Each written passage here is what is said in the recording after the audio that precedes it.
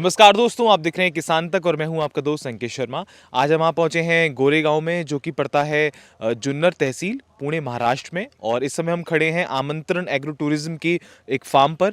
और यहाँ पर आप पीछे देखेंगे कि मेरे मोरिंगा की खेती हो रही है। लगभग 2 एकड़ में खेती है। इस खेती को कौन कर रहे हैं और कैसे कर रहे हैं, इसकी पूरी जानकारी, कैसे आप ड्रमस्टिक की खेती कर सकते हैं जिसको हम सहजन भी बोलते हैं, उसके बारे में जानेंगे।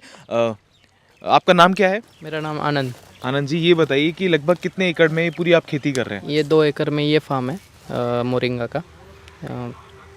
तो ये किन किन बातों का ध्यान रखना पड़ता है जब हम मोरिंगा की खेती करते हैं? तो लगभग ये जो मैदान तैयार करते हैं, शुरुआत से बताइए कि अगर हम कोई व्यक्ति सहजन की खेती करना चाहता है तो उसको किन किन सावधानियों का ध्यान रखना चाहिए और कैसे करे वो शुरू? सहजन की खेती के लिए जो ज़मीन होती है वो हल्की तरीके की जो ज़मीन है, जिसमें पानी का लीच आउट अच्छी तरीके से होता है, तो ऐसी हल्की ज़मीन में ये अच्छे से आता है। इसको पानी भी थोड़ा कम लगता है। और इसके हमने सीड लगा के पौधे तैयार किए थे, और उसका 12 बाय 5 फीट के अंतर पे हमने इसका प्लांटेशन किया था। अच्छा। अभी ये तीसरे साल की फसल है। इससे पहले हम इसके 2 बार फसल ले चुके हैं। हर साल बारिश कम होने के बाद इसको हम अक्टूबर में इसका रिकट लेते हैं, और रिकट लेने के बाद एक 4 महीने के बाद ये वापस से फ्लावरिंग स्टार्ट हो जाता है। अच्छा। और फिर एक मई एंडिंग जून तक इसका हार्वेस्टिंग चलता है। तो लगभग अगर किसान इसको मानसून के मौसम में लगाता है, सहजन को लगाता है, उसके सीड की मदद से लगाता है, तो कितने दिन में पौधा फल देने के लिए तैयार हो जाता है? जब पहले सीड लगाएंगे तो कम से कम वो 5 से 6 महीने लेता है पूरा ग्रो होने में, क्योंकि प्लांट की ग्रोथ होने में। तो उसके साथ उसकी कुछ प्लांट की कटिंग भी रहती है, तो उसका मतलब टॉपिंग करना पड़ता है। तो वो करने के बाद एक 5 महीने के बाद वो फ्लावरिंग स्टार्ट हो जाता है, और उसके एक 1.5 महीने के बाद वो हार्वेस्टिंग शुरू हो जाता है। इसमें भी वैरायटी आती है, बताते हैं कि एक ड्रम स्टिक वाली अलग वैरायटी आती है या एक पे पत्ते ज़्यादा आते हैं, इसमें कोई अलग अलग वैरायटी आती है? इसमें वैरायटी तो बहुत सारी है। कुछ कुछ किसान खुद से भी अपना वैरायटी कर लेते हैं, लेकिन हमने कैसे किया था, एक किसान से ही सीड लिया था।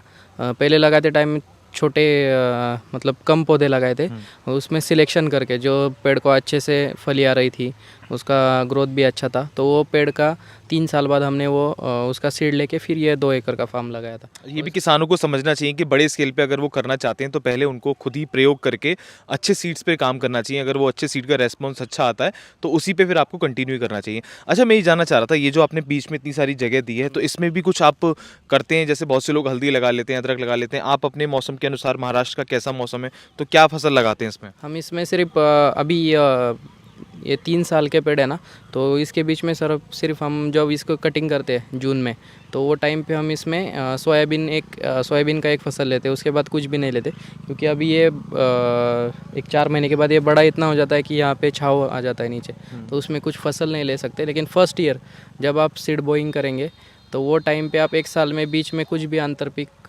इंटरक्रॉप कर सकते हैं। और जो उसकी फली आती है, जो उस पे फ्रूट आके तैयार होता है, जिसको हम फली बोलते हैं, ड्रमस्टिक बोलते हैं, उसकी बाजार में डिमांड कैसी रहती है? कैसा मुनाफा होता है आपको? उसकी डिमांड हर मतलब पूरे साल भर रहती है।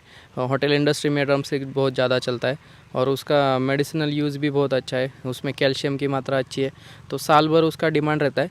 लेकिन रेट्स उसके साल भर एक जैसे नहीं रहते। मतलब ठंड के मौसम में जब इसको मौसम नहीं रहता है, ठंड में इसका प्रोडक्शन कम रहता है, तो इसका रेट भी ज़्यादा रहता है।